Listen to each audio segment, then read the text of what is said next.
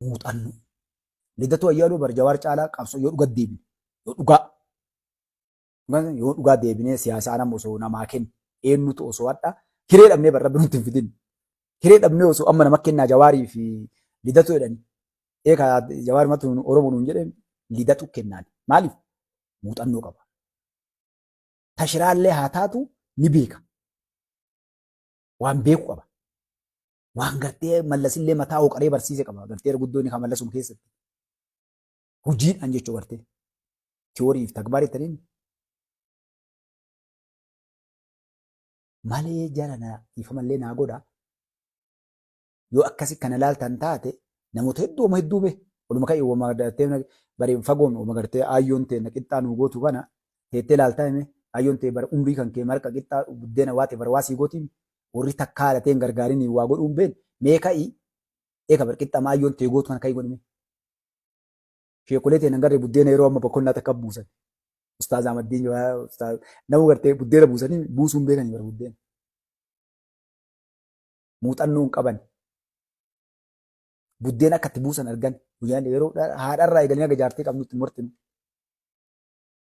Namni garuu an ilma namaatii ni rakkadha jedhee kalee waa godhu. Namni gartee hayi maa haadha tiyyan gargaare jaartii tiyyan gargaarre jedhe nyaata ofii godhatadha mana keessatti.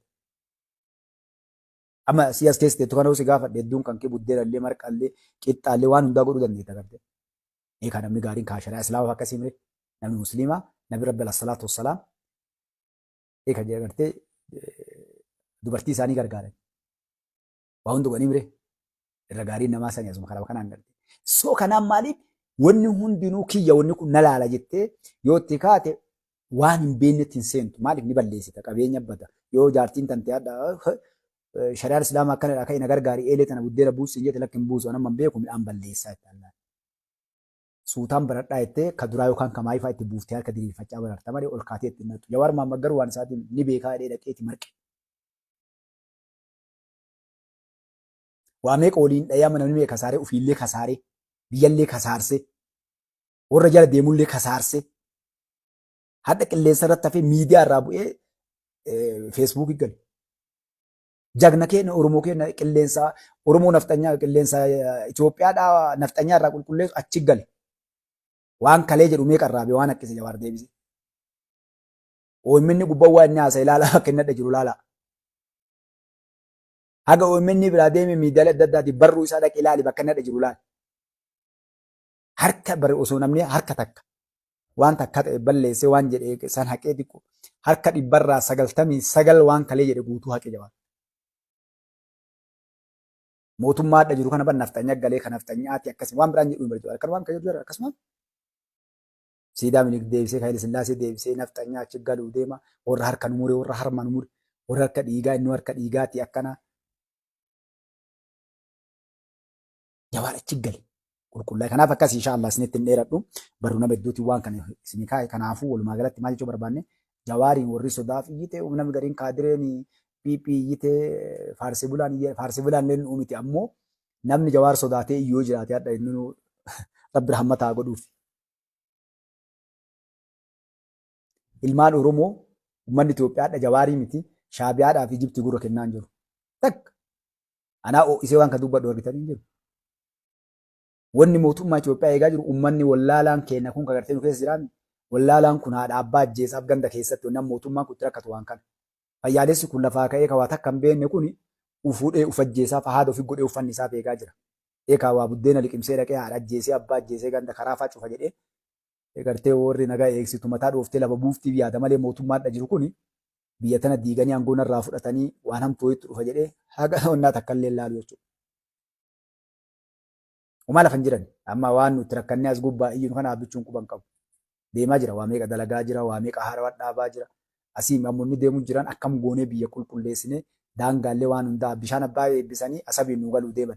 Gaafa asabiin galanii irraa bayan gabaan addaan galte waan as kee jirtu guuree gartee mana seeraatti dhiyeessanii ta'e hidhanii ta gadhiisanii ta gorsanii gadhiisan biyya nagaa godhanii nama gartee jiraachuu deeman haa qabadhu taayitan.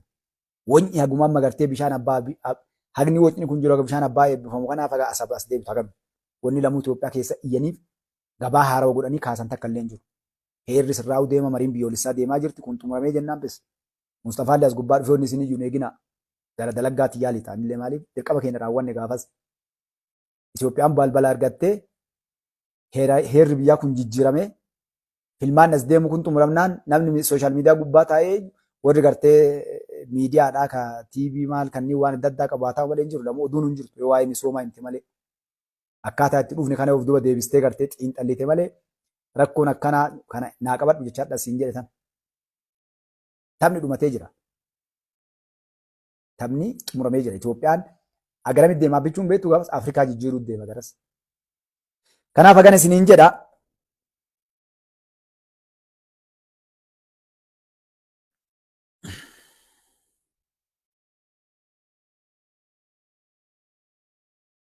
Akka sabba muftii Umar wanni guyyaa irraa waan isaa dubbannuuf nama hubannoota hin qabne siyaasaa irraa hin beekne ijoollee oluma kaatee gartee osoo siyaasaa hin gahin nama ganna 30 gadii akkanumaan xulluu jedhee akka tiisisaa aanan keessa itittuu keessa bu'ee yookaan gartee bishaan danfaa keessa bu'ee gubatu kana akka inni hin gubanne balaa irraa qabu jira isumaaf isiniif dubbachuu jira. Egaa gumata nama wuxuu xexxee ganda keessaa lubbuun namaa akka hin banne uummanni keenya dogongoree akka hin hidhamne akka dogongora seenee boru gartee isin gorsuu malee waa fidanii yoo taate gabaaf duban mootummaan kun osoo waa fidanii eegu taate Jawaar illee Interpooliin kokkee qabatee fidaa bichuu nama. Nara gaggaariitti warri as keessa hojjetu.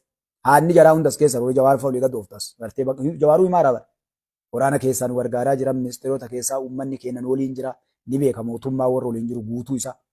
Mootummaan tokko gaafni inni nama hojii sodaate hidhuuf ajjeesuu eegala. Naa qabadhaaf duraayyuu warra siyaasaa beeku gaafadha. Mootummaan gaafa waan tokko sodaatee humna isaa ol arge dura hidhuu eegala. Yoo dubbiin hidhaa illee jalatti ajjeechuu eegala laal. Inni illee kutee uummata illee kuchisiise gaafsate. Mootummaan callisee deemu barbalaa nu arma sul finnu kana biyyoota guddatte keessa caalaa jira beektu. Ameerikaa keessatti amma Tiraamp maal godhaa? Waashingitan DC Niiyorkiin bar hoomles warra jedhan karaa gubbaa galu kana garte lubbuu namaa balleessan qabeenya saamaa waa marda dalaganii jiru. Kolkollee jedhe shaamini biroodha. Waraana itti buuse laal. Hin jenne namoonni uffata malee halkan manni gubataa bulaa jedhanii bara. Ameerikaan maaliin injifatte? Warra achi keessa balaa kaasee galgalaa ganaa bara. Warra qawwee taankii dalagee bara ofii mana dalaganii taankii qawwee mamara. Nama bara taankii qawwee daraddaree mana bara akka naati qabu jira qotee bulaan kun fa'a. Sinaappara kana waan hunda bara. Yoo xiyyaara illee hin qabdii xiyyaara lolaa elektoora fa'aa hin qabaatiin malee wanni hin qabne hin jiru. Hin tuqu mootummaan. Akkam godhadee beektaa? Gaafuma inni seen argaa murabbaa ganda hundaa balaa jira. Homaan fidaniif kama gabbaa'ee qabu godhee ol deebisa mootummaan biyya addunyaa kamuu Itoophiyaalleen akkas. Osoo warri sun ka'ee jabaatee mootummaa Ameerikaa muddee mootummaan Ameerikaa itti gannaqee bara waraana akkuma biyya kamiititti hidhee ajjeesee onna godhaa dhukkee irraa kaasa. Kanaaf mootummaa Itoophiyaa dhoonni argi maali wanni waa fidu hin jiru. Isaan ni wocaan inumaa isa jabeessuu jiran. Kanaaf dhiiseen. Kanaaf Jawaariin maaliif irraa waccarree yoo jettan akka fayyaalessi dogongoree haada ofii godhee ofii hin fanniifne isiniif iyyaa jirra malee sodaa Jawaar waa fidaatii miti. Isinitti himne bara hadhaamii kalee isinitti himne Jawaar karaa jalaa yoo ati gorte waa fiduu hin danda'u isin jedhe. Kanaaf miti Jawaari mucayyoo waliin jiru tana waliin haa jiraatu du'aa godhiif abbaati waan biraanis biyyas dhufee ijaaruu dhiisi mucayyoo amma taala argee tafuudhe tan doktorii as doktorii eenyu ililli. Mucayyoo san waliin rabbi nagaan haa jiraatu du'aa godhiifate Jawaariin biyya bulchuu waa godhuuf jijjiiruu dhiise.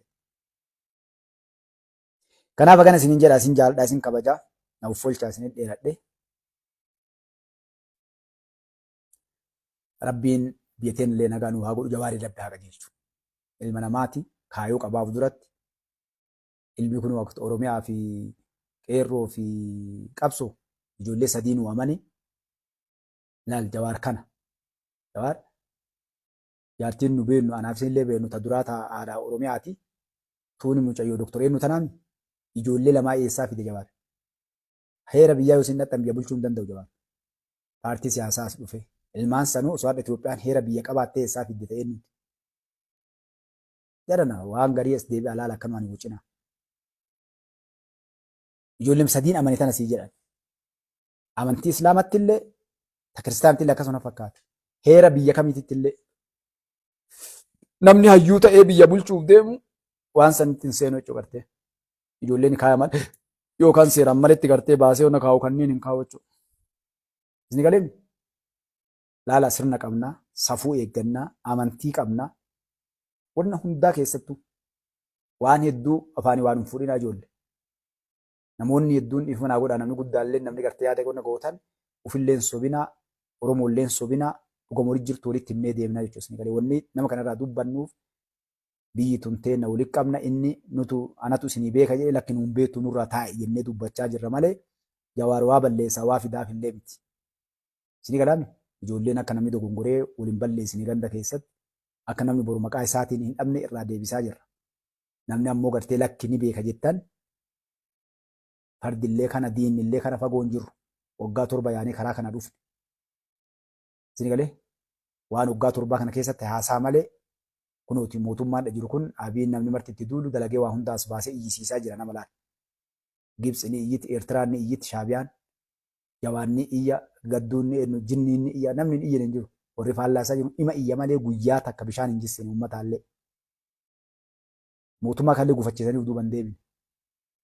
Wanna takka isaan inumaa namoota osoo beektanii isaan irraan dubbani. Maaliif eessa Jawaaraa biyya keessa dhaaba qabaa? Dhaaba qabaa? Hin qabu. Paartii siyaasaa qabaa hin qabu. Dhaaba deeggaru qabaa hin qabu.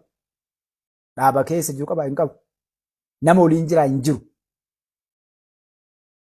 Oromoon tokko Jawaarii waliin Ibaltu waliin jira meenaan jedhi hin jiru. Baqqalaallee nama biraati. Isqeelillee nama biraati. Tsaggaayillee nama biraati. Warra hattuu jedhee warra rabsaa ture miidiyaa kana gubbatti. Kan isin agartan san. Nama ofiyyoo waliin qabne. Nama adda deemu. Nama kitaaba akka inni badaratee shamsuu hidhee islaamu kanarraa rabbi sidadha kaasee nu godhu akka nama gartee shaqaxa gurguratu ijoollee sigaaraa marsitu nama adda kitaaba marsee gurguratu isteediyoomii keessan namni kabajaan namni kun silaa taa'ee bakka itti affeeran dhaqee taa'ee gala inni kitaaba qabate gadda siyaatilee kitaaba dhufee gurgurata jechuudha.